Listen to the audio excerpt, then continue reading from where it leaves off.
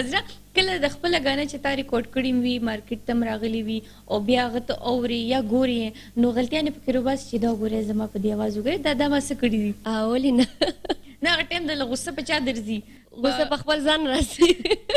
خو بیا سړی سب دي شي کولی که نه نشي کولی خو شوی که نه شوی کاري که نه ښه دا ووایه چې ستا اواز ماشاءالله ډېر زیات ښه دی نو د دې ریاض ته چا سره کې کور کې پلار سره کوې که نه دې له دې باقاعده څوک استاز نیولی دی پلار مې هم دی او استادان مې هم دي استادان دې هم دي شته ښه نو کله چې داسې زموږ د دې فیلډ کې د شوبز په دې فیلډ کې موسیقۍ په دې فیلډ کې داسې څه واقعه در سره شوي په جهاز کې یا داسې په کور کلي کې یا بل ځای کې چې هغه تا ته اوسه پورې یادېږي او تا له پې خندا ده چې دا ګوره داسې شوي ما سره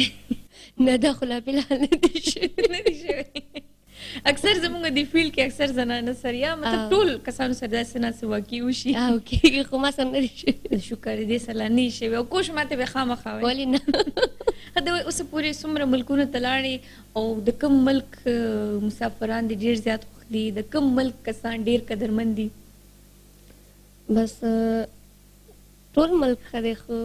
خپل سات خو ساتي که نه وګورې والله خدا غزم دا زه ډېر لاس نه روباسم زه دا به دې خوا راشي دې پېښور ته به راشي خیبر پښتونخوا دا بیا واپس واته باندې منډه وي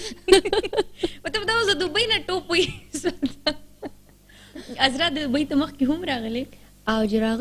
راغلي دلته نه تا خپرونې کړي دي او زما په خپل ځاني د دې ځای د مینوالو د دې ځای د مسافرو په هکله باندې دي چې دا غریبانان د کور بال بچ نه خویندو وروڼو نه او مطلب ډېرو رشتونو دوی دلته لرې پاتې کېږي که نه ته چې دلته فلحال موږ هم مسافران یو که نه موږ ته هم سوچ کوو خپل ځان ویول ځان د بیا جهان دی ستا زړه تنګېږي مسافرۍ کې ډېر زیات مور مې ډېره زیاته یادېږي مور دې یادېږي او د مور د لاس خوراک خو مې ډېر یادېږي که نه نو بس د خوراک باندې خبره را یاده شوه زه یم چې موسیقي هم دې ته د روح غذا ویلې کېږي که نه د روح غذا نو زه یم زموږ د روح چې دا دې وخت کې وږې دی که نه د دې مړښت نشته که نه موسیقۍ نه نو زه یم چې یو بله ښکلې غوندې کې سندره ته موږ ته وړاندې کړې او د شمشاد ټلویزیون مینوال هم ماشاءالله ما ته پته چې سندرې ډېرې زیاتې خوښوي نو راځئ چې د عزرا اقبال یو بله ګرمه او ښایسته سندره په تاسو ټولو په شریکه باندې وورو ویې ګورو صحیح ده عزرا صحیح ولې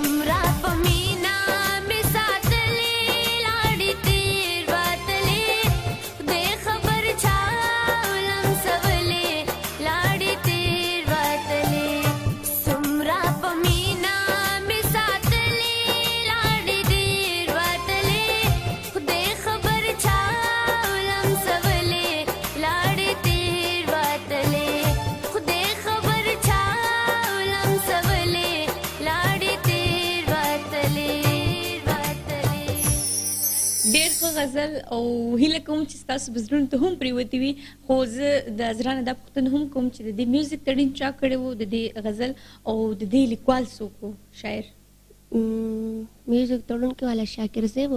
او شاعر لوم خاطر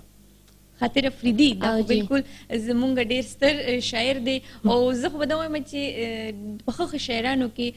په ښه لیکوالو کې دوی نامه راځي او شاکر صاحب هم ماشاءالله میوزیک تړون نن سبا کو تاسو وګورئ نو چې کوم هم ښه میوزیک تړونکي لګیا دي نو یو څو نومونه دي هغې کې د شاکر صاحب نوم هم راځي